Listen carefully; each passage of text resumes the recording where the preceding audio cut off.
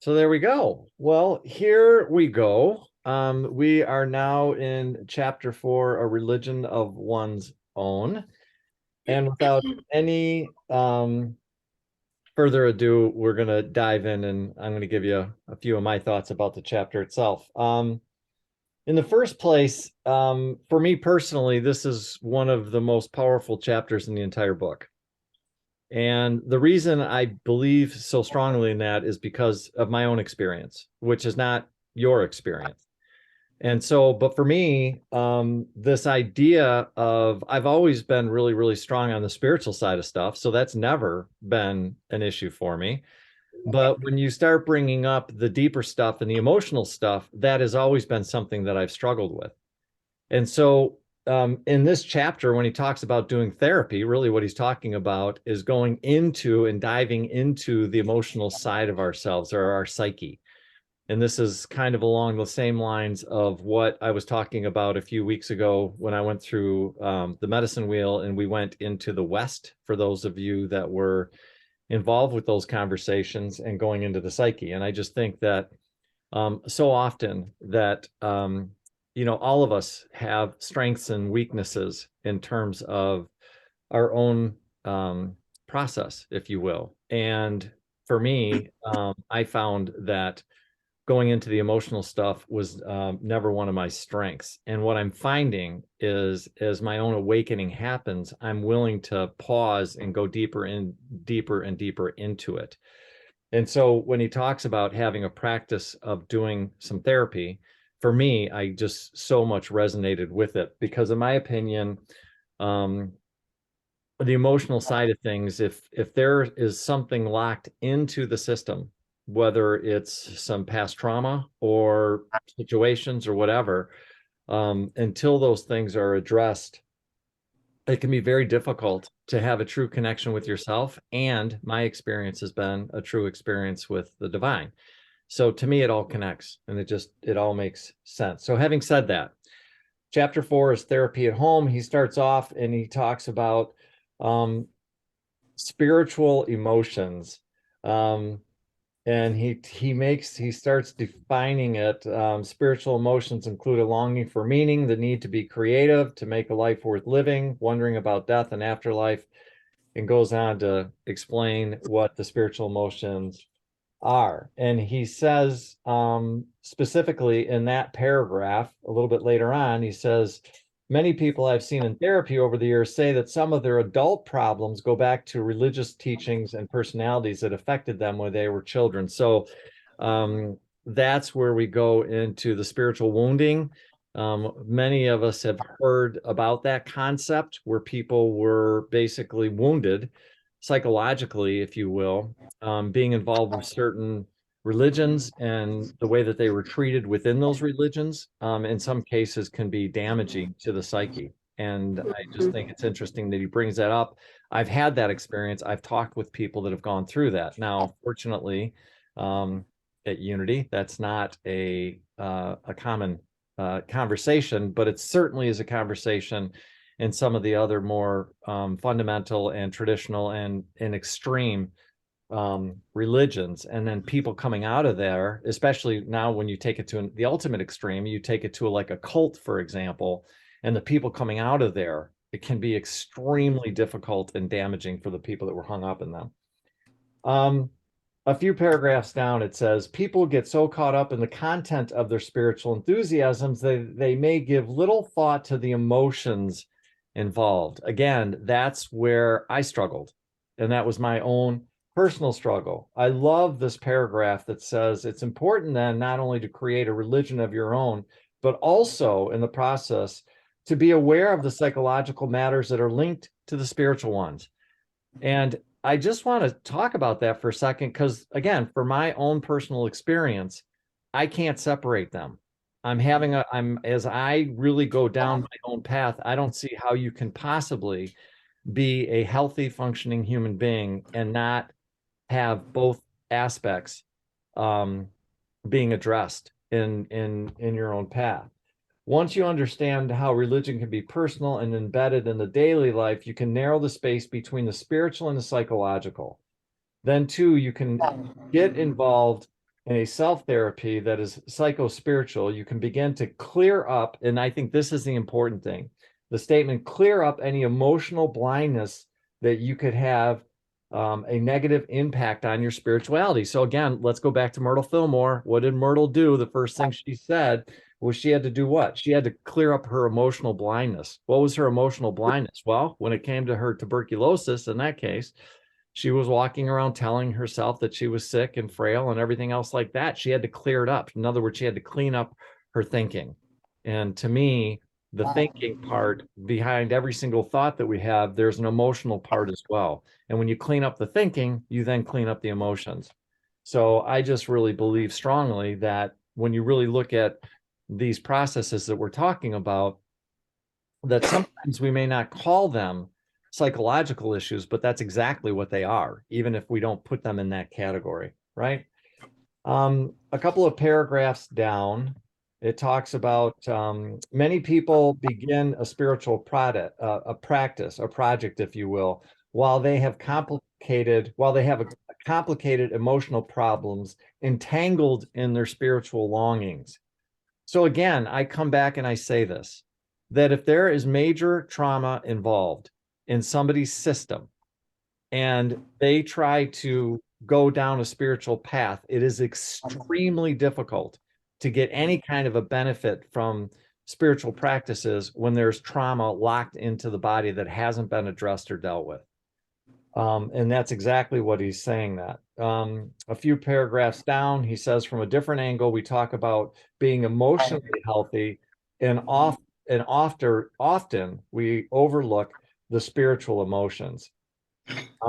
Further down in that paragraph, these problems are psychological from one point of view, but they have strong spiritual implications as well. In the following practice, it's interesting because he talks about this idea of looking at both sides of it. Looking at it, he says, as you develop a religion of your own, you might address your spiritual emotions in two ways. First, you may need to work through events of the past in which your strong spiritual feelings wounded your deep soul. And then second, he goes on to say, in the future, you can find ways to address both the soul and the spirit, because both need your attention and need to be connected. And I could not agree more with that statement. Excuse me, Mike, where are you? What page are you on? I beg your pardon, but what I'm not page are you sure. on? Okay, so I'm in the section. I'm still in the first section. I'm getting close to the end of the first section. I haven't gotten into the prima materia yet. Okay, all right. Of 89, that first paragraph. Oh, I got to remember that even though you guys have the paper book, our pages are the same. So I'm sorry, I can just tell you what page it is. Yeah, you're correct, Joan. Thank you. Thank you. He mentioned something called the Neoplatonic teachings. That makes me curious. I just highlighted that and I want to go back and check that out because I think it's interesting. And then I also highlighted people often intuitively understand that their spiritual practices enhance their souls. What they often forget is that their spirituality is affected by their emotions, by their family, their background, and current relationships, the stuff of their souls.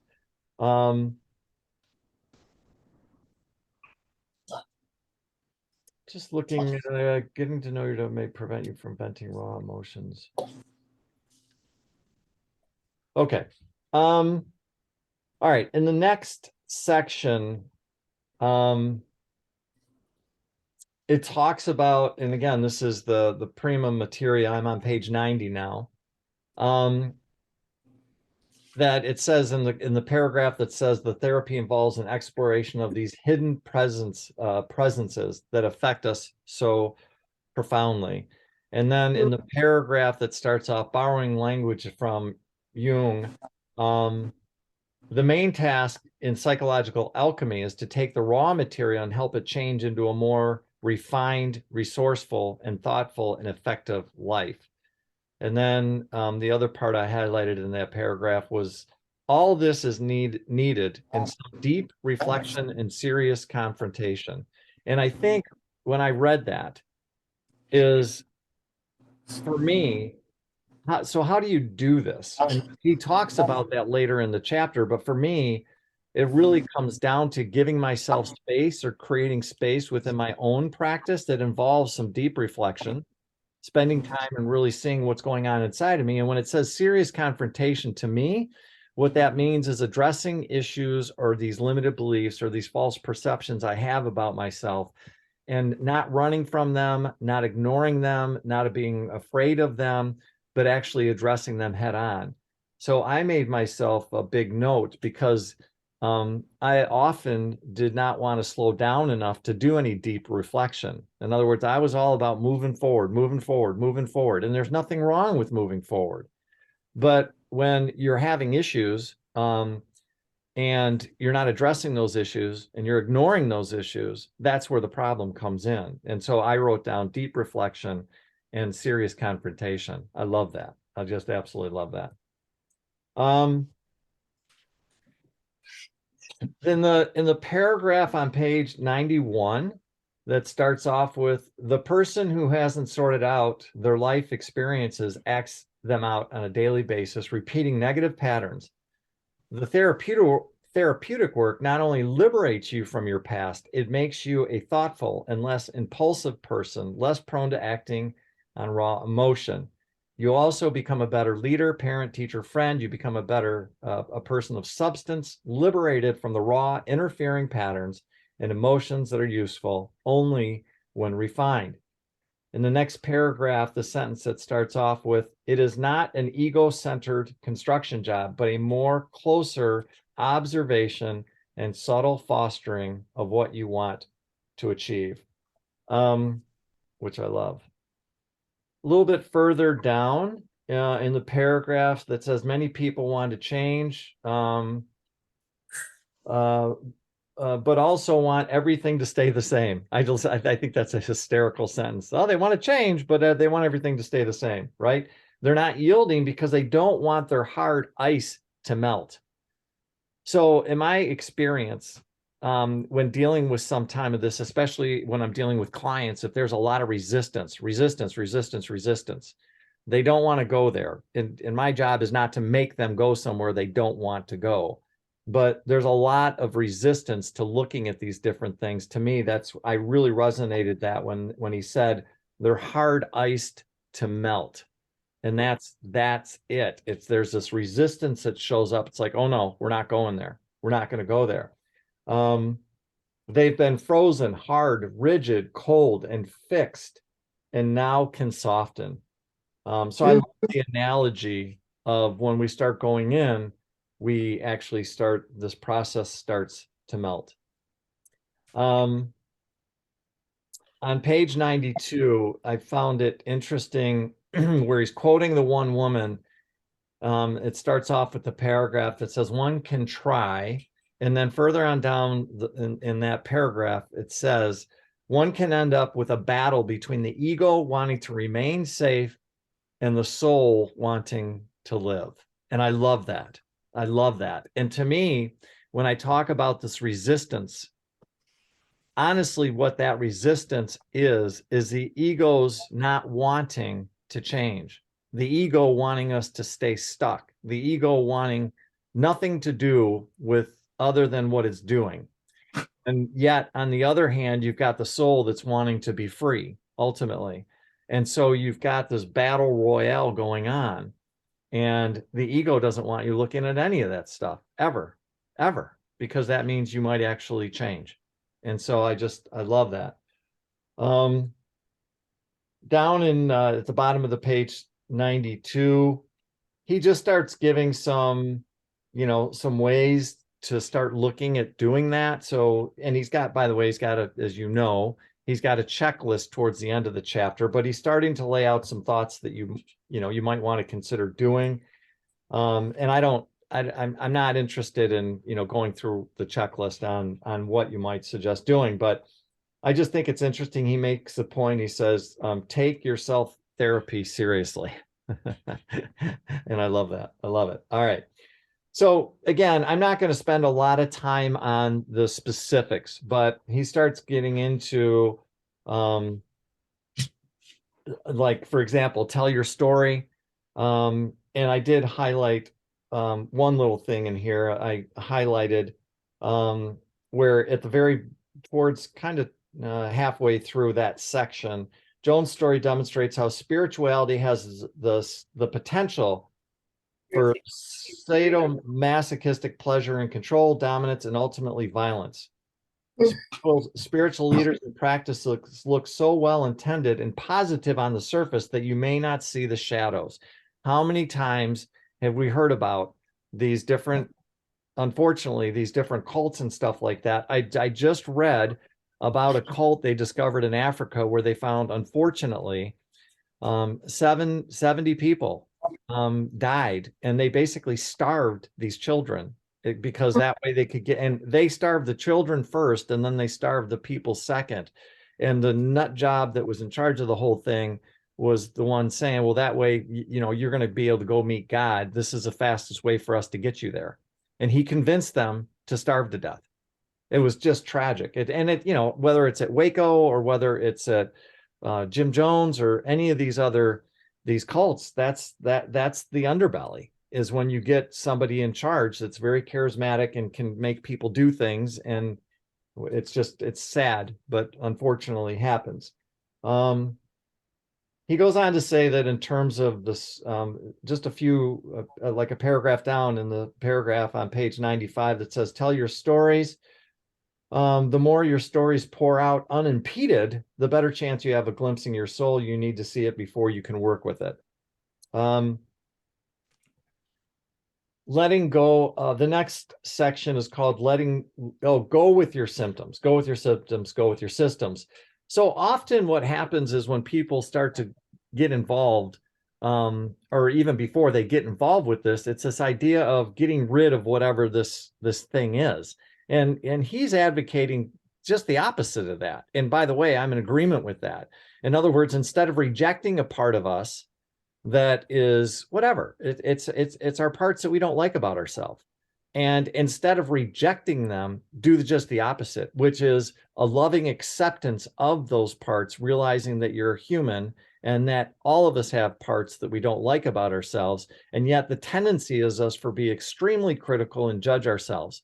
And what I have found to be most helpful for myself and my own growth and evolution is not doing that anymore. In other words, let go of the shame, blame, guilt, and judgment and actually accept those parts. Now, that doesn't mean that I don't try and do better, but what I'm noticing is when I work with those parts in terms of a full acceptance of who and what I am, it allows me to connect with my soul on an even deeper level.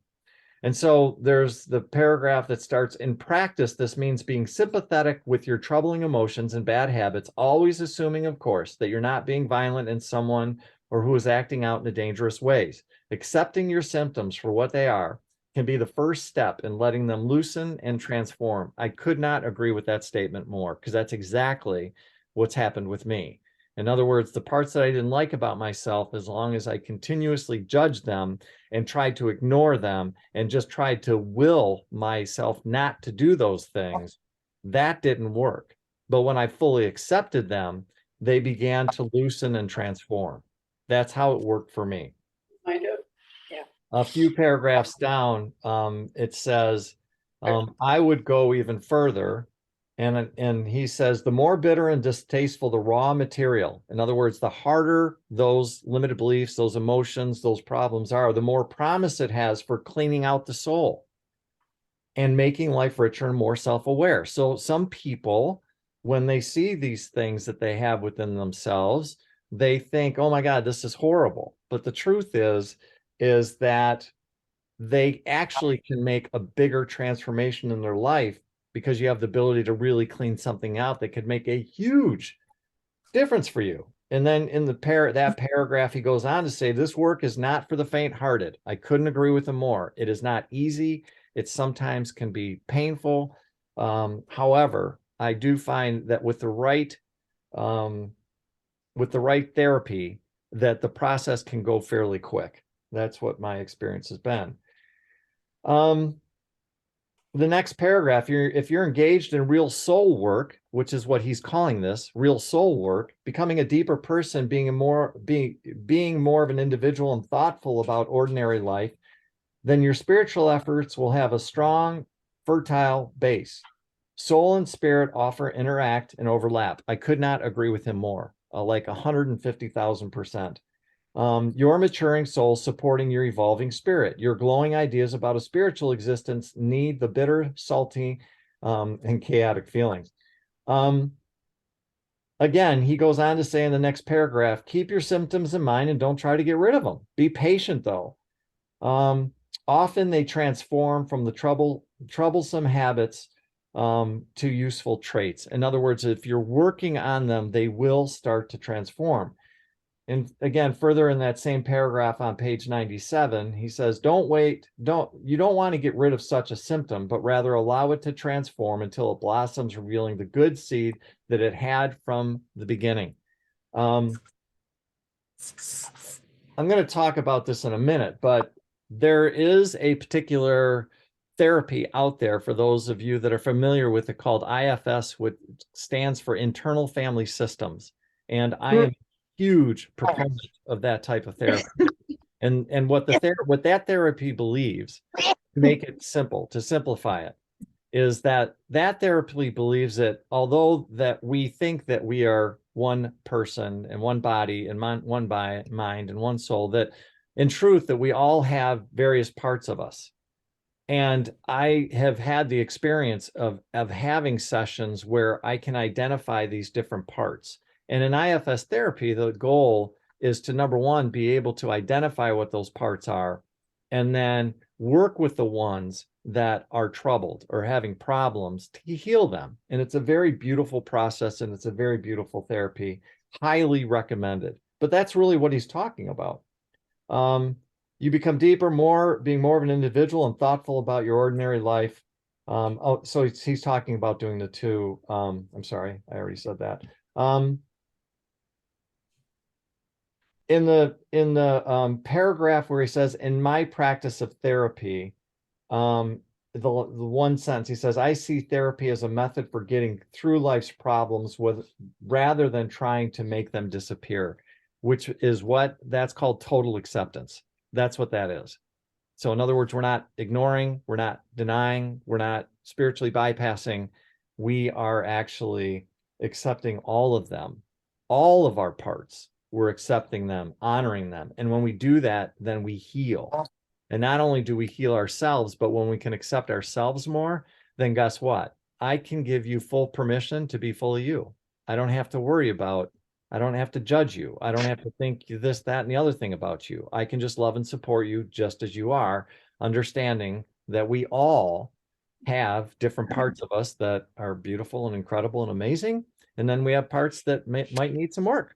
And that's okay too. That's okay, right?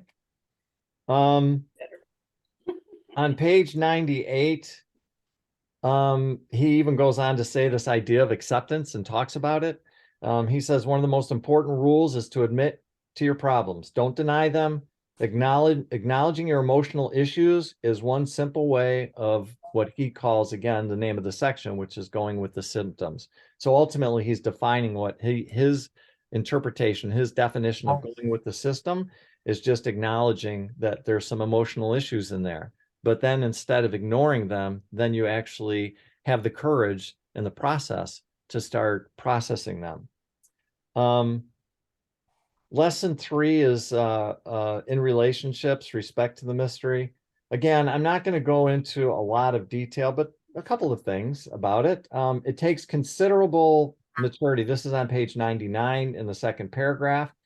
It takes considerable maturity to allow others to live their life in their own way. And I had to smile at that, being in the relationship with my wife. It's like, yeah, letting them have the freedom to be who and what they are fully. And that doesn't mean there aren't boundaries. That doesn't mean that I don't say no sometimes. It doesn't mean that we don't have arguments sometimes. All of the above is true. But ultimately, what I can do is just love her for who and what she is on a soul level. Every single part of her, I can love her as a result of that.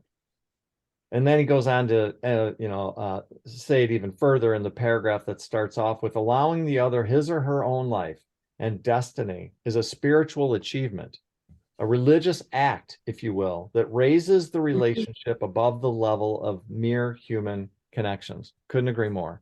Because then at that point in time, for me, my experience has been you get two people that are looking at each other and just acknowledging on a soul level, I see you and I love you, like the whole thing. I don't love most of you and not love the other parts of you. No, I acknowledge you. I acknowledge your strength. I acknowledge your weakness. I acknowledge your power.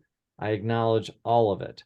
And there's tremendous freedom in that when you can spend your life with somebody who looks at you and says, I love you, all of you, the good and the bad. And it's okay. We're both trying to figure this out together. We both have stuff we're really, really good at, and we both have stuff we struggle with. And what a beautiful understanding to be able to bring into a relationship and not being caught up in, why didn't you put the cap on the toothpaste kind of stuff. That's just what happens in relationships. And I get it. And he ultimately in the very last paragraph of that section on page 100, allowing another's mystery and openness to change usually helps you to allow your own, which I love. It's a two-way channel. You can respect another's response to fate you can't respect another's response to fate if you can't respect your own. And you can't be open to your own changes if you are not open to those in others. So in other words, if you're not doing your own work and then somebody shows up that's not doing their work, they're more than likely going to trigger the living you-know-what out of you. It's been my experience.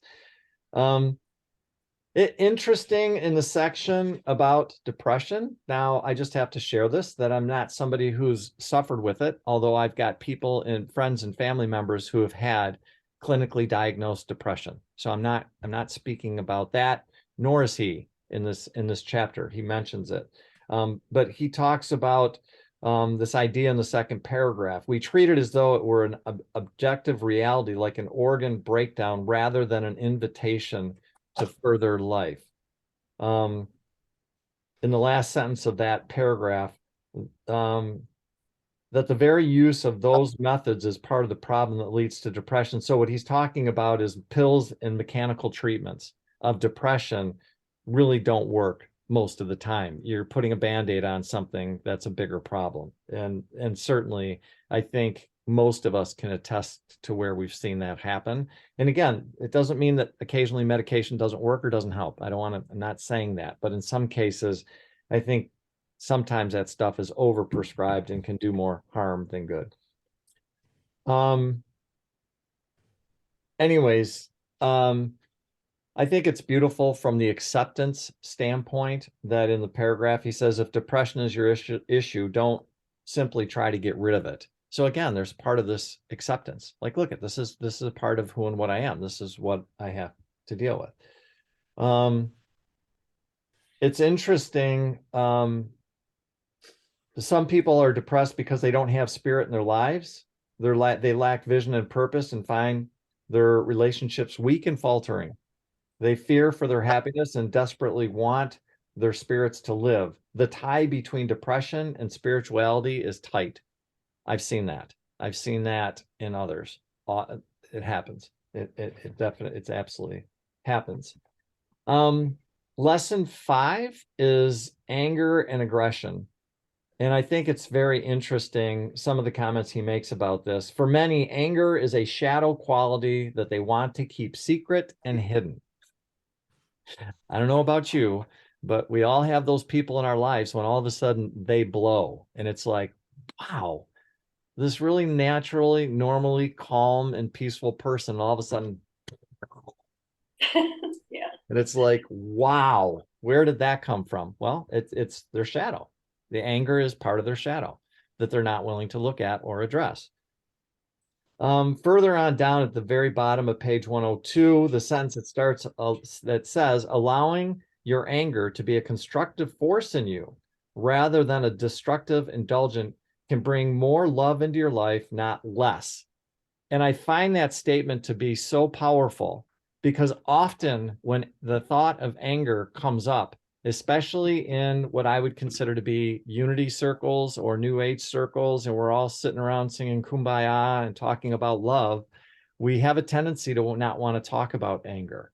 And I think it's a shame because I think anger is extremely healthy in the right circumstances, in the right way. So I want to clarify it. I don't think you should walk around, screaming and yelling and all the time, but anger is a very natural and normal reaction. And if it is not allowed to be expressed in the appropriate way, it can stay stuck. And then what happens is it stays stuck, it stays stuck, it stays stuck. And then guess what? Yep. It blows. So if you've got any of those people in your life, I've got, and I'm sure my brother would laugh if he heard me tell the story. Some of you may have heard the story. Some of you may not have. My father's name was Fred. And my dad was not, well, he had his own stuff to deal with, but both my brother and I, him way more than I do, we both have lovingly have a part of us that's called our inner Fred. And when Fred comes out, you better look out because it's going to be scorched earth and anything within 500 miles is going to be just roasted. And it's not pretty. It is not pretty. I'm just telling you, as somebody who has it come out every once in a great while. It doesn't happen very often, but given the right circumstances, look out. And then it's not pretty. And it's, for him though, it's like he loves it. He loves it. He's let me tell you when Fred came out today, and then he'll tell me the story, and I'm like, Mark, oh my God, like what you can't talk to people like that. That would be the inner Fred coming out, and that's pure raw anger. A lot of people judge themselves when they feel angry. They're not supposed to. And right. that's their belief. Right. In some cases, we've been taught that isn't something that is okay, that we shouldn't be angry. And it's completely not the case. One of the things I help my clients with is recognizing that very often there's another emotion that leads to the anger. Mm-hmm. Fear. People are afraid or hurt. Mm-hmm. Or frustrated. They can talk about those. Yeah. But they have trouble talking about the anger. There's a lot of pain there, and it hurts emotionally. It hurts, and they're and not only that. Okay, so here's a great part of my inner Fred, if you will. So as a child, imagine being in an environment where all you saw was it wasn't anger, it was rage. And so when my father would express himself, often it was rage. Well, imagine this hypersensitive little boy seeing that. It scared me. And so the thought of expressing it when I was younger, I didn't even have a good role model to be able to do it. What I saw was this rage coming out and just going everywhere. And it was like, I'm never going to do that. So imagine growing up a lot of my life, never, ever expressing my anger, ever. It's not healthy. It's just not healthy. So to your point, Mary, I just want to acknowledge that.